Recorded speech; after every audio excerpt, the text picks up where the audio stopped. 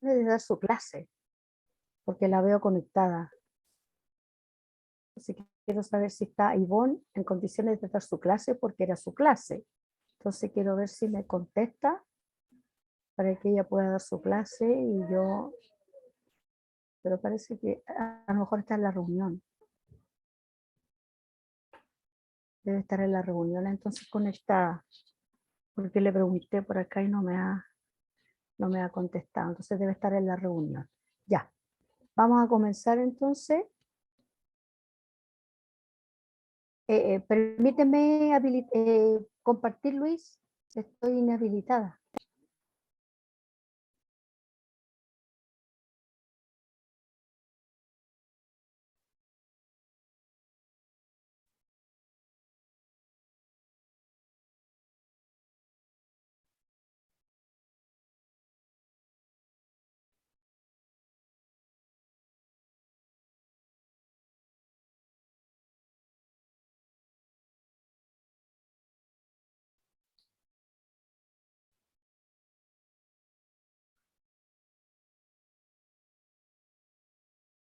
¿Todavía no? Todavía no. A ver. Ahí sí, ya, ahora sí. Ok. Vamos a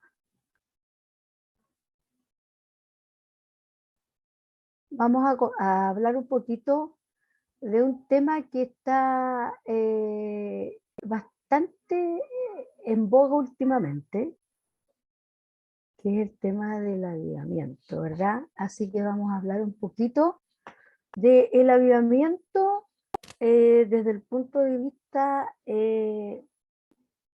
más bíblico, ¿verdad? Más bien bíblico.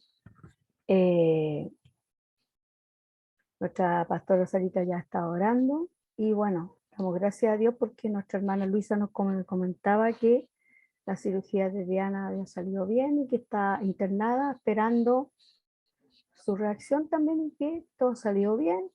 Y qué bueno que esté ahí porque cualquier cosita tiene todo a la mano, así que le damos gracias a Dios también por eso. Amén. Muy bien. Un avivamiento puede definirse como una visitación especial del favor de Dios, donde Él derrama su gracia sobre creyentes e incrédulos. ¿Ah?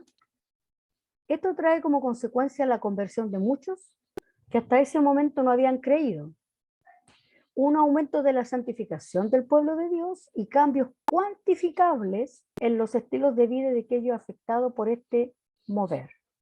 Quiero decir que toda esta información no es propia, yo la busqué por ahí, así que no es nada original mío, ¿ya? Periodos de avivamiento han ocurrido cuando el pueblo de Dios ha estado en malas condiciones espirituales, porque por algo se necesita un avivar, ¿verdad? Entonces, ha ocurrido cuando el pueblo ha estado en malas condiciones, ¿ya? Algo similar es observado en el libro de Jueces, donde identificamos 7 ciclos en un periodo de aproximadamente 350 años, ¿verdad? El pueblo hebreo se desviaba pecando contra Dios, era oprimido por otra nación, entonces clamaba a Dios y él escuchaba, trayendo renovación y liberación a su pueblo para luego volver a repetir el ciclo. Es decir, ¿se acuerdan que siempre que leemos el Antiguo Testamento pasa eso? El pueblo peca, el Señor lo castiga, el pueblo se arrepiente, el Señor lo restaura y después el pueblo al tiempito de nuevo vuelve a pecar y así, ¿verdad? Por eso que habla de ciclos, ¿verdad? Que se han ido, que se iban repitiendo a través de la historia del pueblo de Israel. Eso se ha dado siempre, ¿ya? Si tienen alguna pregunta, alguna acotación, cualquier cosa, por favor interrúmpanme porque solamente puedo ver a 2 personas, nadie más, ¿ya? Ya en el Nuevo Testamento pudiéramos considerar el primer avivamiento de la iglesia a partir del día de Pentecostés, ¿ya? Donde después de la prédica de un solo sermón, 3.000 nuevas personas fueron convertidas al cristianismo. Eso ya lo conocemos todos, que está en Hechos 2:41 y hay uno ahí, habla bastante al respecto. Este es un evento poco usual, quizás único en la historia de la iglesia, y lo es, No habrá otro Pentecostés, hermanos, nunca más. ¿Sabe por qué?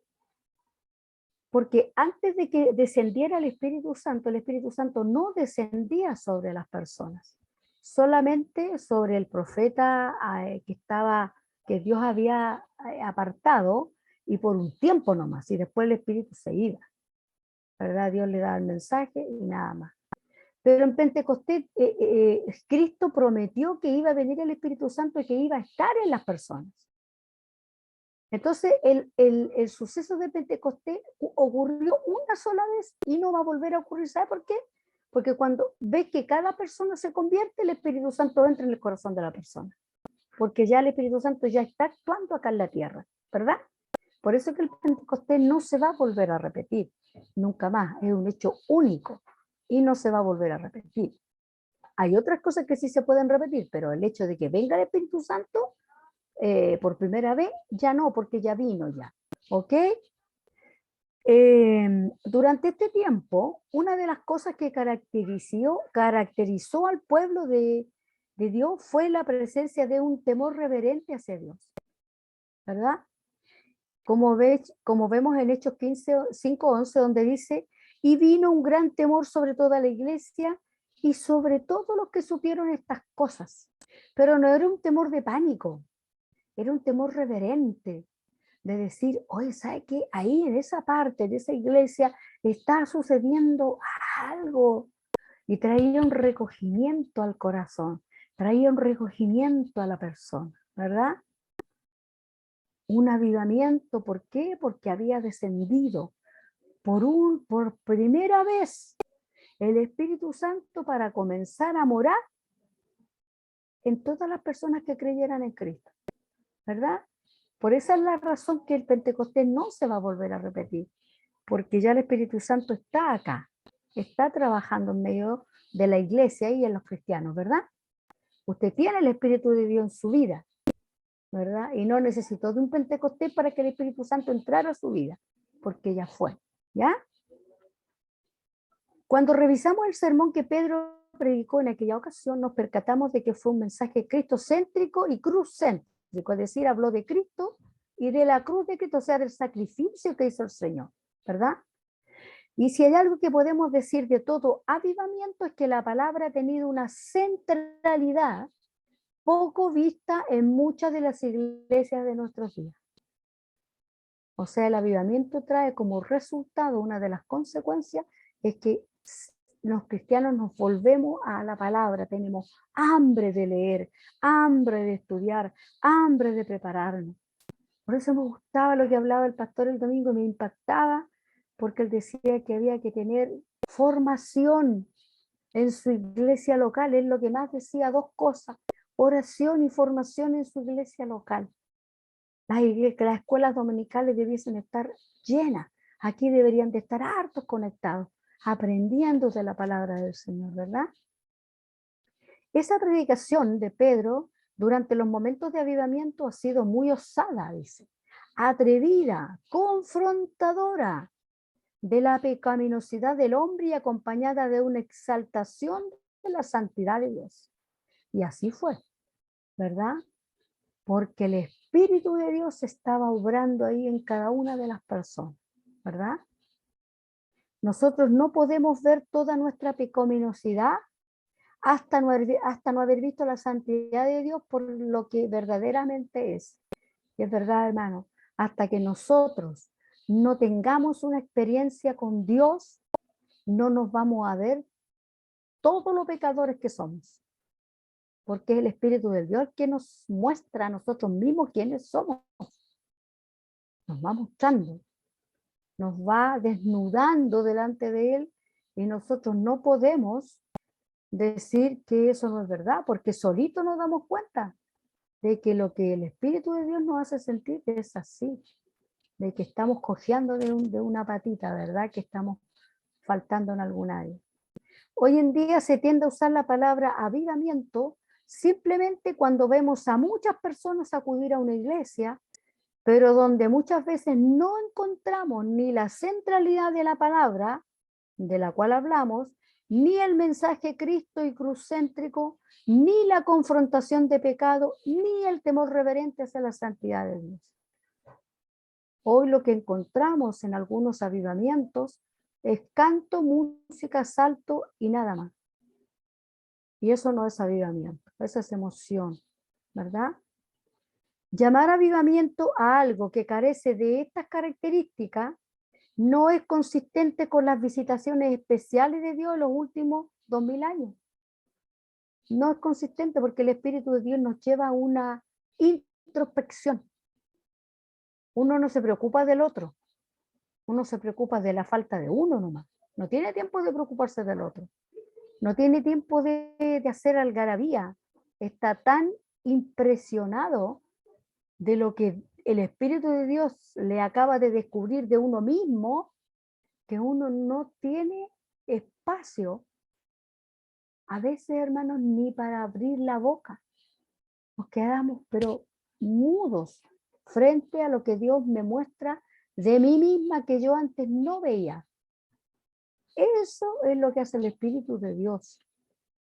En la época de la Reforma, a partir del 1517, cuando Martín Lutero clavó sus 95 tesis en la Catedral de Wittenberg, Europa se vio arropada por un movimiento de avivamiento que llegó a cambiar ciudades y naciones.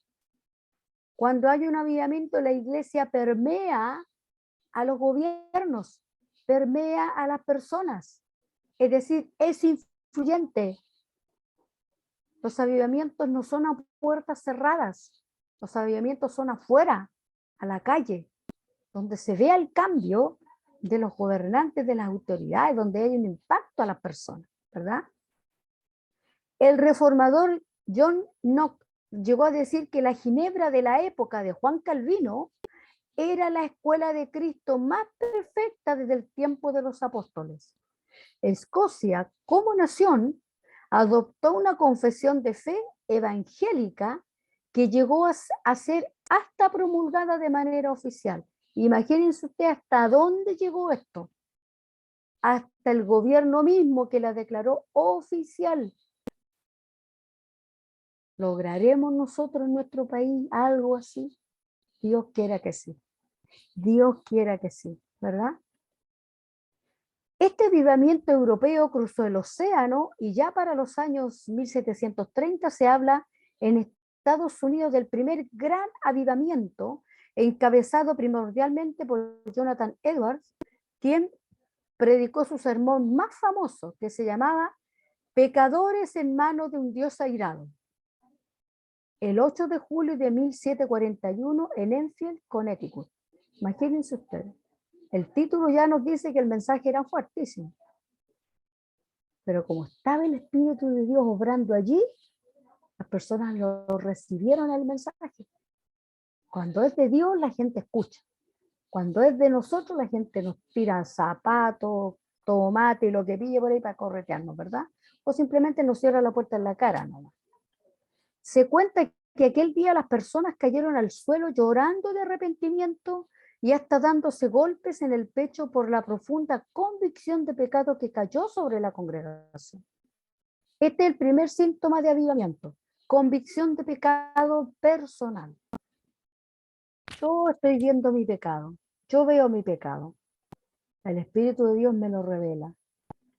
Una vez más, dice, pudiéramos enfatizar el hecho de que para el año 1730, inmediatamente antes del gran avivamiento, la iglesia vivía una condición de apatía, de indiferencia, y Dios produjo aquel gran mover en rescate de su pueblo.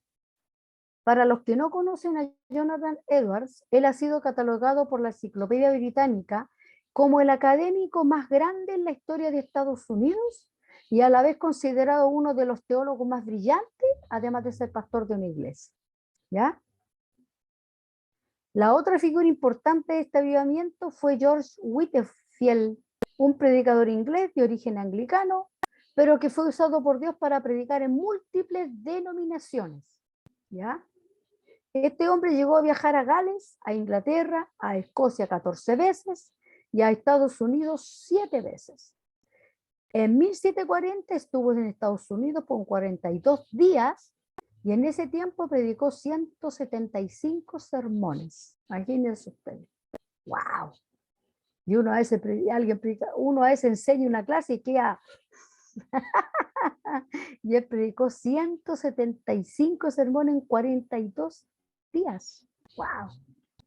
De él se dice que llegó a predicar a audiencias de 20.000 personas sin micrófono. No era necesario. Cuando está el Espíritu de Dios obrando, la gente pone atención. Y no necesitamos de grandes parlantes que nos rompen los oídos para escuchar un mensaje. El Espíritu de Dios se encarga de que todos se escuchen. ¿No creen ustedes que fue un milagro que todas esas personas escucharan sin micrófono? Fue un milagro, pero era porque estaba el Espíritu de Dios ahí haciendo su obra. No necesitó de parlantes, ni de auxiliares, ni de ayuda de nadie. El Espíritu Santo se las arregla solito. No necesita nuestra ayuda, solo nuestra disposición, nada más, ¿verdad? ¿Por qué? Porque cuando Dios se mueve, todo a nuestro alrededor se mueve. Me acuerdo que el pastor predicaba el domingo y decía del hermano que quería ser misionero. ¿A cuántas personas has ganado? No, todavía no me ganado a nadie. ¿Y de tu familia? No, nadie conoce al Señor. Convierte a tu familia primero y después ven a ser misionero. Me gustó eso, porque es verdad, uno tiene que partir por su casa, así que a mí me llegan así, pero es verdad. Como podemos entonces ver, los avivamientos tienen características particulares que pudiéramos resumir de alguna manera, ¿no? Primero, la centralidad de la palabra. Los avivamientos tienen que ver con la palabra del Señor, con tener interés en leerla, en estudiarla, en aprenderla y en ponerla en obra, en práctica, ¿verdad? Como decía el pastor, en hacer, más que en decir y más que en oír, en hacer lo que la palabra nos está enseñando. Segundo, mensajes que tienen como centro a Cristo, su cruz, su sacrificio, lo que Él hizo por nosotros, lo que estamos tratando de mostrar en la obra que se está ensayando, lo que Cristo hizo por la humanidad. El mensaje debe de ser enfocado en Cristo y en su sacrificio, en aprender de aquello, ¿verdad? Tercero, trae confrontación con el pecado. Nos sentimos los pecadores que somos. Cuarto, un despertar hacia la santidad de Dios. Nos queremos portar bien, no porque alguien nos vea, no porque Dios nos va a castigar, sino que porque estamos compungidos en nuestro corazón, queremos agradar a Dios, no por el de al lado. Estamos preocupados de nosotros, queremos agradarlo, queremos vivir en santidad. Y para vivir en santidad, ¿qué tenemos que hacer? Leer su palabra. Si no leemos su palabra, ¿cómo vamos a saber lo que es santidad entonces? Si no la estudiamos, ¿cómo vamos a saber lo que es santidad, verdad? Tenemos que leerla, tenemos que estudiarla, tenemos que prepararnos, ¿verdad? Quinto, cuando hay un avivamiento hay conversiones, y conversiones verdaderas, no emocionales, no estas conversiones de estadios que se llenan y salen 2.000, 3.000 personas y después vaya a ver usted cuántas permanecen. A veces ni una permanece. Ahora, gloria a Dios si permanece una o dos, gloria a Dios. Pero en general son emociones. No hay verdaderos convertimientos. El avivamiento que viene de parte de Dios produce conversiones verdaderas. Y para siempre, gente que va a permanecer en la obra, ¿ya? Sexto, el avivamiento trae un cambio en los estilos de vida de personas, de poblados e incluso de ciudades enteras. Eso habla de de cómo nosotros estamos influenciando a la sociedad, de cómo nosotros influenciamos a nuestro entorno, de cómo nosotros somos cuando nadie nos ve, como una canción, que me encanta esa canción, Es mundana, pero dice una gran verdad. Cuando nadie me ve, dice este cantante español Alejandro Sanz. Es muy bonita la canción porque no dice nada malo. Cuando nadie me ve, dice, yo puedo ser o no ser. Cuando nadie me ve, soy yo. Naturalmente, porque nadie me está viendo. Pero ¿sabe qué? Cuando nadie nos ve, hay uno que nos ve, pues. Hay uno que nos ve. El ojo del Señor está sobre nosotros, siempre. Así que cuando nadie nos ve, para nosotros, no corre, ¿verdad? Corre en cierto sentido, cuando no nos ven las personas. No sé, por mi casa puedo andar con ropa o sin ropa si quiero, por ejemplo, porque las personas no hay nadie que me esté viendo. Cosas así. Puedo entrar al baño con la puerta abierta. Me puedo bañar con la puerta abierta, porque estoy sola y nadie me está viendo. Pero en el sentido espiritual, siempre hay uno que me está mirando, ¿verdad? El ojo del Señor está en todas partes y de él no nos podemos escapar. Amén. 7. El avivamiento produce personas particulares usadas por Dios. Levanta buenos liderazgos. Liderazgos que están comprometidos no con hacer activismos, proyectos que solo son actividades más para tener a la gente ocupada y entretenida. No.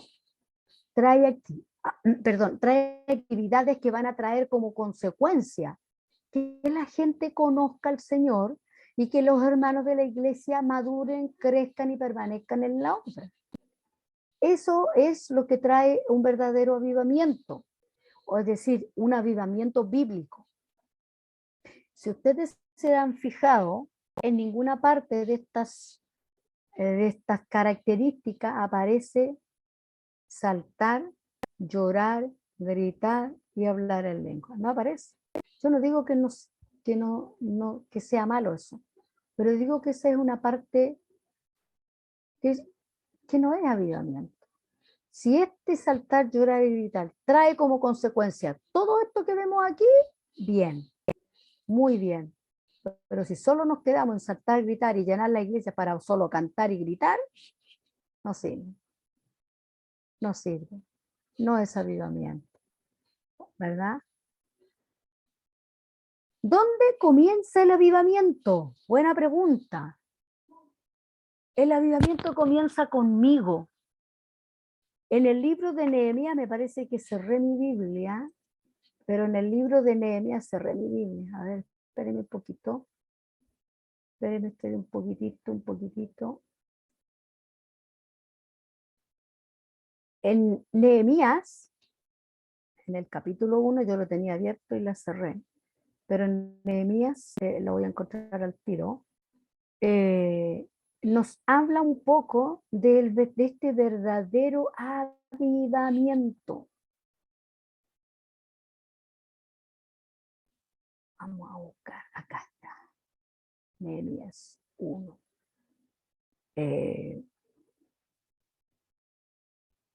En todo el relato de Nehemías nos habla de lo que pasó con el pueblo, ¿verdad? Vamos a ir leyendo más rato algunos versículos. El avivamiento comienza con nosotros cuando buscamos la presencia de Dios con un corazón quebrantado y arrepentido, con el anhelo de obediencia a la voluntad de Dios.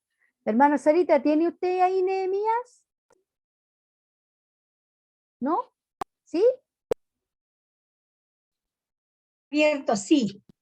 Hermana Sarita, ¿me puede leer el capítulo 1 del 1 al 4? Ya.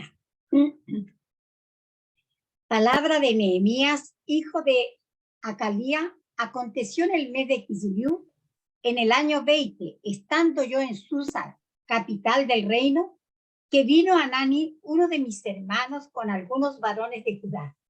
Y les pregunté por los judíos que habían escapado, que habían quedado de la cautividad, y por Jerusalén. Y me dijeron, el remanente, los que quedaron de la cautividad allí en la provincia, están en gran mal y afrenta, y el muro de Jerusalén derribado, y sus puertas quemadas a fuego. Cuando oí estas palabras, me senté y lloré e hice duelo por algunos días y ayuné y oré delante del Dios de los cielos. Gracias, hermana Sarita. ¿Se dan cuenta? Hubo inmediatamente, y eso que Nehemías no lo había hecho, ¿ah? Lo hicieron los otros, pero en ese tiempo, hermano, el pecado y todo lo que pasaba en el pueblo era colectivo. Si había algo malo, el castigo era para varios. Si había algo bueno, la bendición también recaía sobre varios. Era colectivo, no era personal como es hoy, ¿ya? Por eso que Nehemías se hace parte de este pecado, aunque él no lo hizo.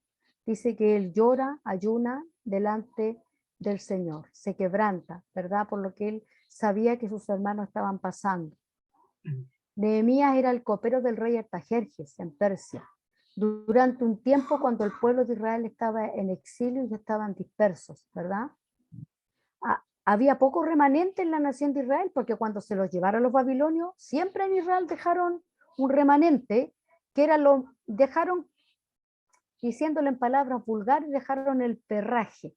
Se llevaron a lo mejor de lo mejor, a Daniel, a varios, ¿verdad? Se llevaron a los más preparados, intelectuales, los que tenían plata, pero a los pobres, a los que eran pastores, a toda la clase baja, las dejaron en Israel, no se las llevaron cautivas, ¿ya? Esos son los que quedaron ahí, es el remanente. Pero la nación estaba en ruinas y los muros en Jerusalén estaban destruidos. Al escuchar la condición de Jerusalén, ¿qué hace Nehemías? Entra en luto, dice, en ayuno y oración delante del Señor. ¿Por qué? Porque le pide a Dios que restaure, está arrepentido. ¿Por qué? Porque todo esto fue como causa por la rebelión del pueblo. Esto fue un castigo. Que los llevaran los babilonios cautivos fue un castigo de Dios por su porfía y por su desobediencia. ¿Ya? Por eso que él entra en ayuno. Si ustedes se fijan, en el Antiguo Testamento siempre el ayuno tiene que ver con arrepentimiento. Siempre, siempre. Cosa de leer, ¿ya? A Nehemías le pesaba la condición de Jerusalén porque a Dios le interesaba también, era su pueblo. Toda forma de avivamiento comienza con quebrantamiento y con oración, no con invitación. Yo hace poco me habló un hermano, no diré quién es, pero me habló un hermano de Shalom y me dijo que el hijo de él estaba pensando empezar a citar a gente para que en nuestra iglesia también hubiera un avivamiento como en Estados Unidos, para cantar y por días enteros y todo eso. Me preguntaba qué opinaba yo.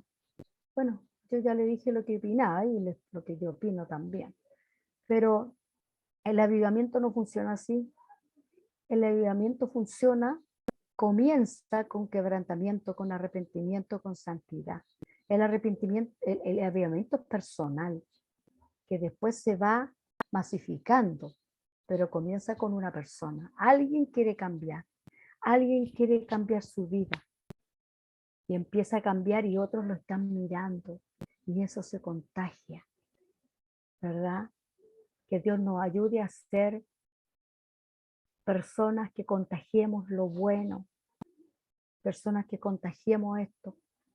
Yo espero que nosotros tengamos ese avivamiento, pero este avivamiento de arrepentimiento, de santidad, de búsqueda de la escritura, de querer aprender, de querer santificar nuestra vida, de ir por los que están perdidos y de impactar a nuestra nación, como estamos viviendo hoy. La gente pide a gritos que algo distinto suceda. Del gobierno no se espera mucho, de ningún gobierno en realidad, porque gobiernan sin Dios. Entonces, ¿qué esperamos, verdad? De ellos. Cuando buscamos el rostro de Dios, Él nos escucha y obra a nuestro favor. Segunda de Crónicas 7:14 dice, si se humillare mi pueblo, sobre el cual mi nombre es invocado, y oraren y buscaren mi rostro, y se volvieren de sus malos caminos, entonces yo oiré desde los cielos, perdonaré sus pecados y sanaré la tierra. ¿Cierto? Entonces tenemos que buscar a Dios en ese sentido. La presencia de Dios dice que la debemos buscar con desesperación, al igual como Nehemías por la condición de nuestra nación. ¿Cuánto tiempo oramos en nuestras casas? ¿Cuánto tiempo oran los músicos que nos ministran? ¿Qué nos ministran? ¿Qué nos ministran, hermanos? Emociones, canciones que nos llegan a la guatita y nos hacen llorar. ¿Qué nos ministran los ministros de música? ¿Cuánto los vemos en la oración nosotros? ¿Los vemos conectados?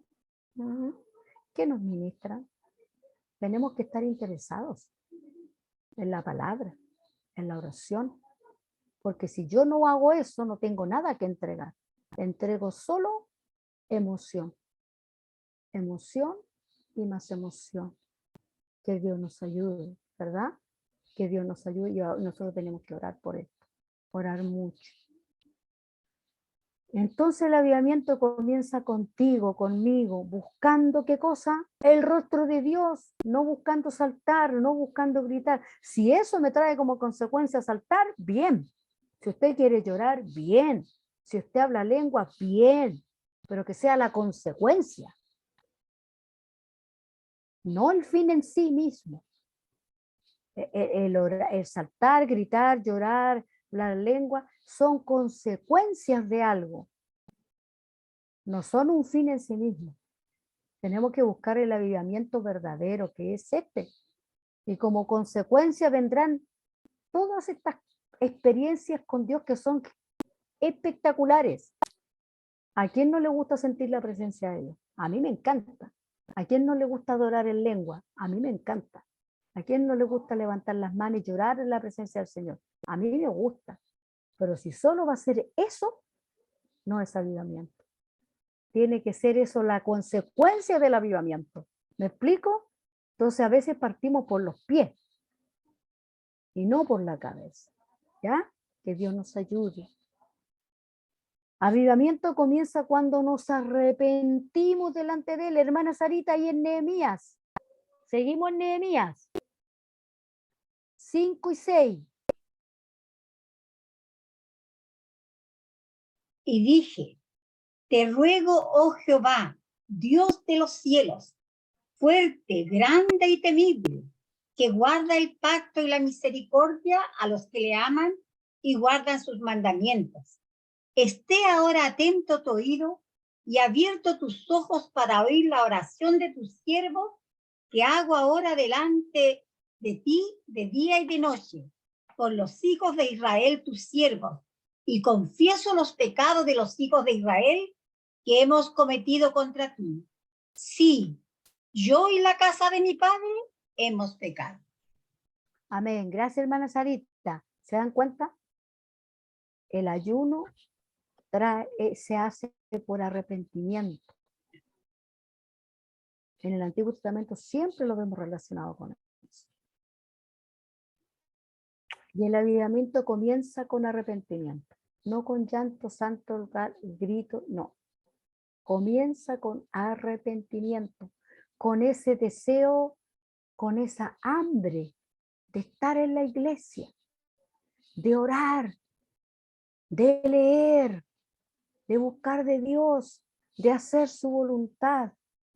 Eso es avivamiento, ¿verdad? Arrepentimiento es la clave del avivamiento, hermanos. Que Dios nos ayude, ¿verdad? Nehemías responde en oración de arrepentimiento a favor de la nación de Israel. Le pide perdón a Dios por los pecados cometidos por el pueblo de Israel y las generaciones previas, ¿verdad?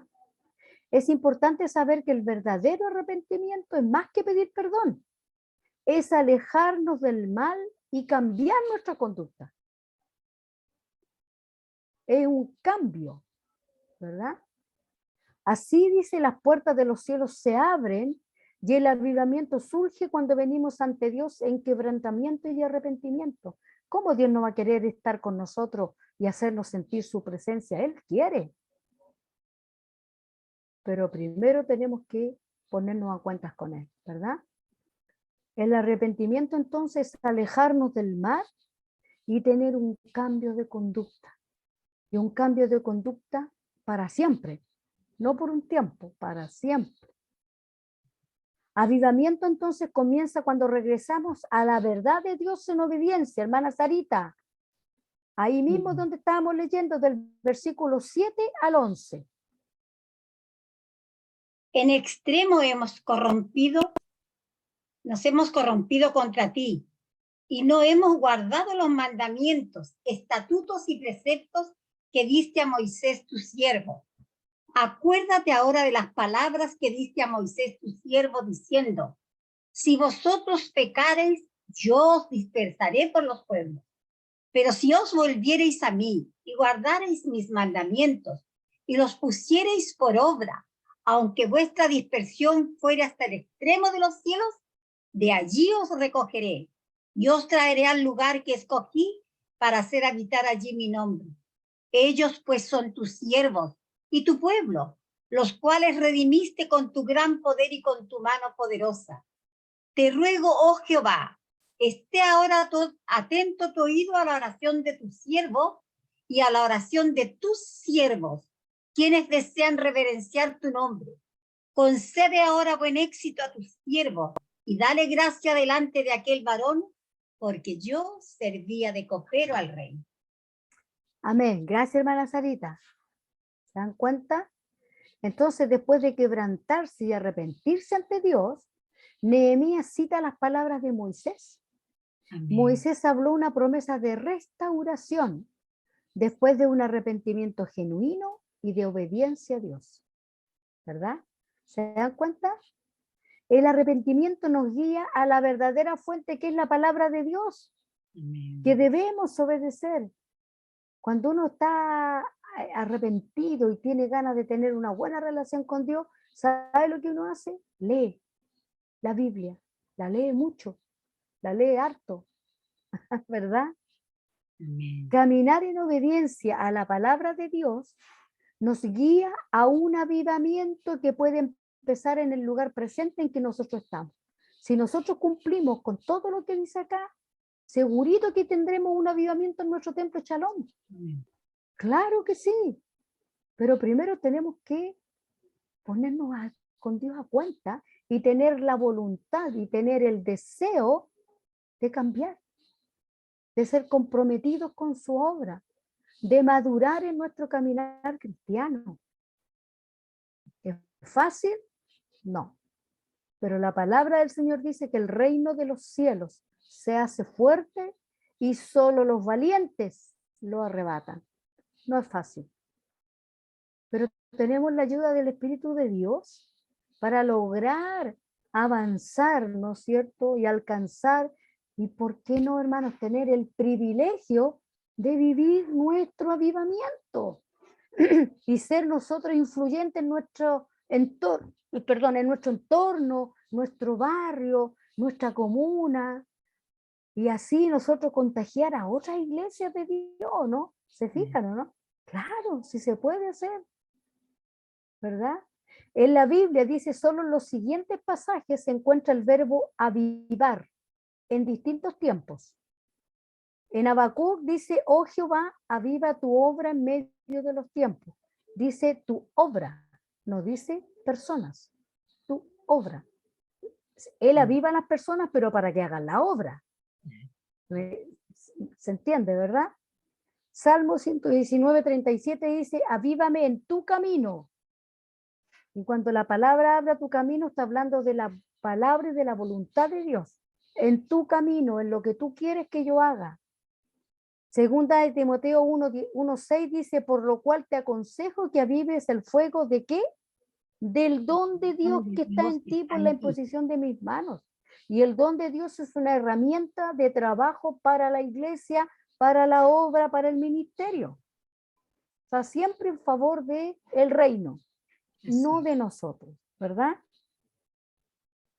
¿Queremos un avivamiento?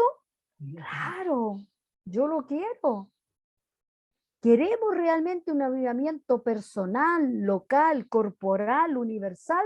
Claro que sí, todos lo queremos. Cuando usted dice enciende un fuego, ¿por qué lo hace? Usted no anda por ahí encendiendo. Ah, bueno, en el sur hay algunos, ¿no? ¿Por qué? Porque nos andamos prendiendo fuego por todos lados porque no somos incendiarios. Pero si lo enciendes porque hay una razón, porque hay un propósito. Si somos chilenos, ponemos un fuego, ponemos la parrilla tal vez, para hacer un asado. Entonces, soplamos el jueguito, en la antigüedad el brasero, ya, soplamos el carboncito para que se prendiera, ¿verdad?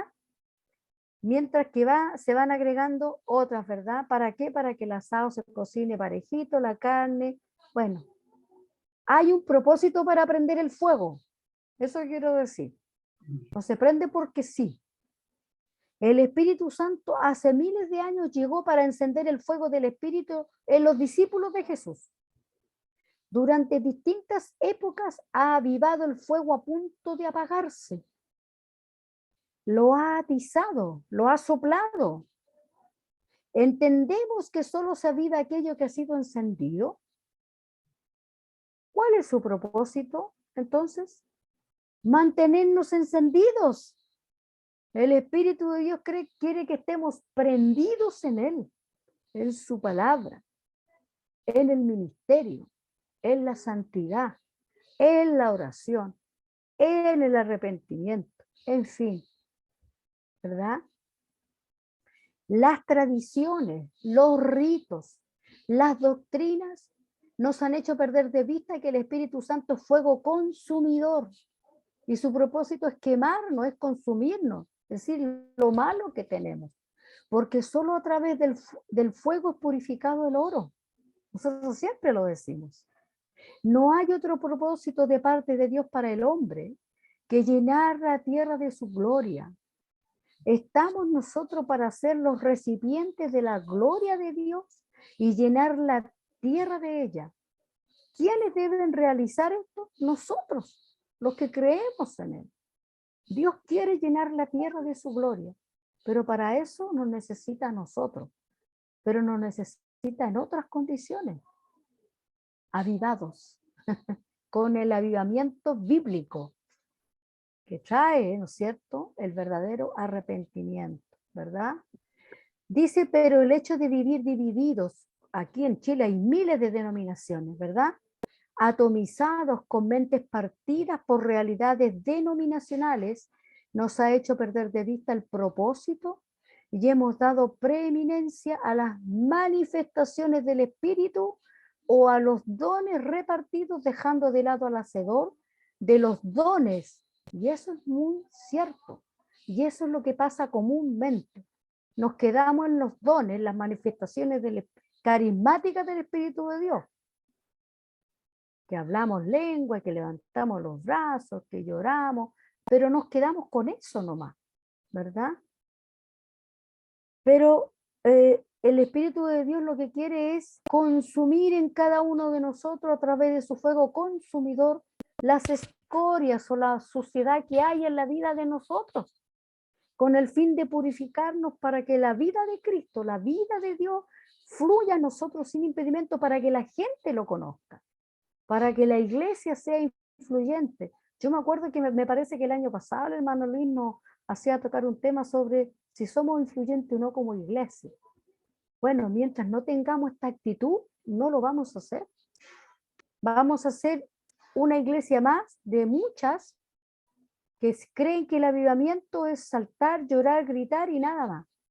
Y cantar y nada más. Eso no es. Eso no es el avivamiento. Creo entonces que debemos revisar nuestra manera de actuar y de hablar y dar a las palabras la verdadera connotación que las palabras tienen. ¿Queremos un avivamiento de la santa presencia de Dios? Claro. ¿Sabemos que el Espíritu es fuego consumidor? Sabemos, ¿verdad?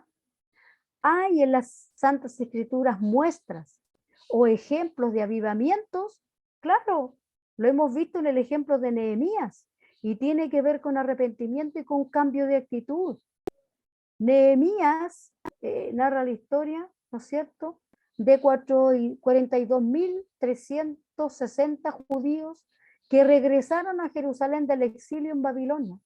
Estos regresaron a reconstruir los muros y a volver a las sendas antiguas. ¿Cuál era la senda antigua? A veces muchos pastores, yo he escuchado predicaciones en otra iglesia, de pastores que hablan de volver a las sendas antiguas, pero hablan de volver a cantar las canciones antiguas, de vestirse como antes. No, esa no es volver a la senda antigua es volver a la santidad y el temor del Señor, ¿verdad?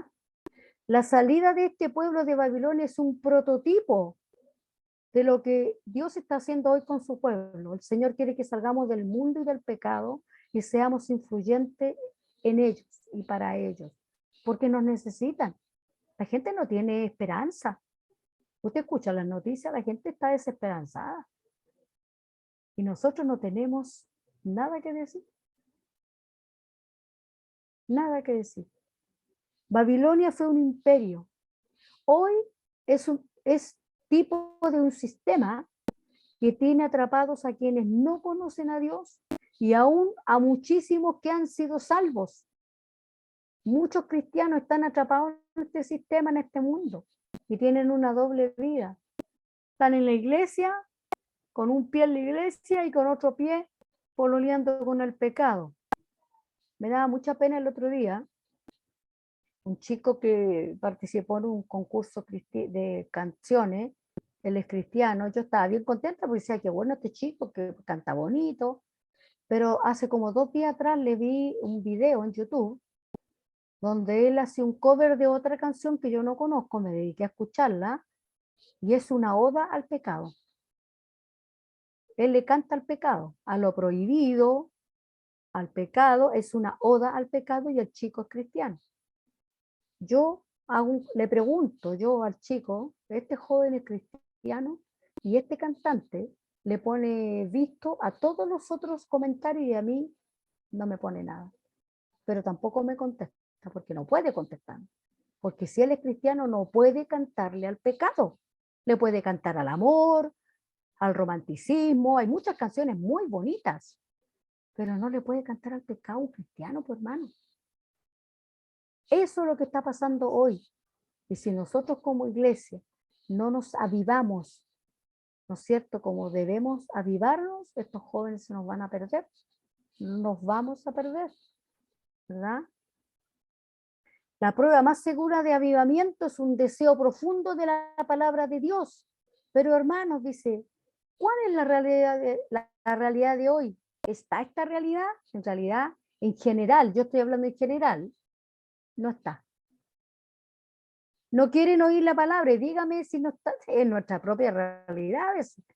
¿Por qué? Porque la palabra les aburre, cuando empiezan a predicar se van para afuera, se empiezan a pasear, se ponen a conversar, a revisar el teléfono, y muchos van a la iglesia solo a buscar el milagro del Señor, como que Dios fuera Perkin de ellos y les tiene que favorecer en lo que ellos le piden, ¿verdad? Porque no están interesados en la escritura, pero después nos ministran.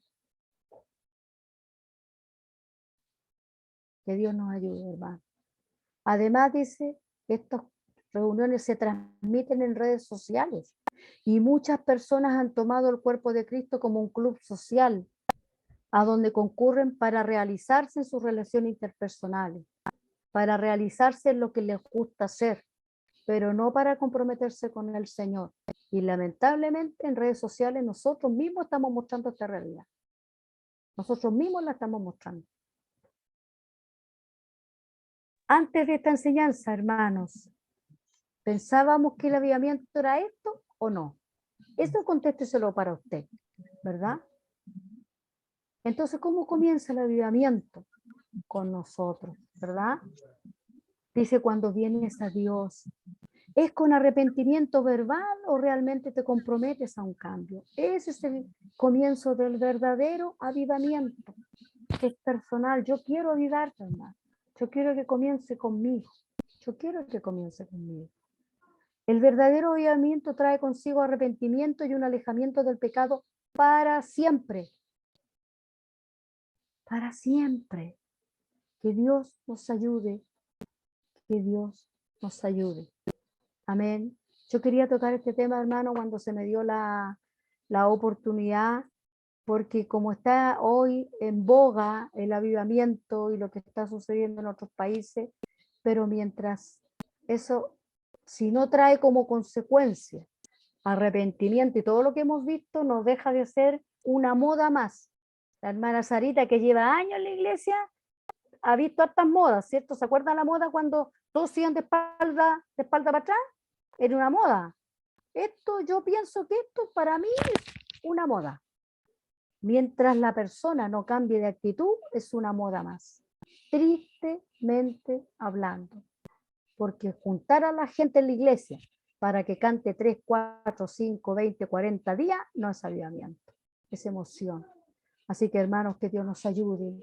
Avivémonos de verdad. Cambiemos nuestra vida, que Dios nos ayude para ser cristianos verdaderos, porque hermanos, con lo que nosotros estamos viviendo, la venida de Cristo es inminente. Y si seguimos en esta condición, capaz que nos quedemos, hermano. Capaz que nos quedemos. Así que Dios nos ayude. Espero que haya sido de bendición para usted. Que Dios le bendiga grandemente. Y no sé si hay alguna pregunta, alguna acotación. ¿Tiene un minutito, 2 minutitos? ¿No?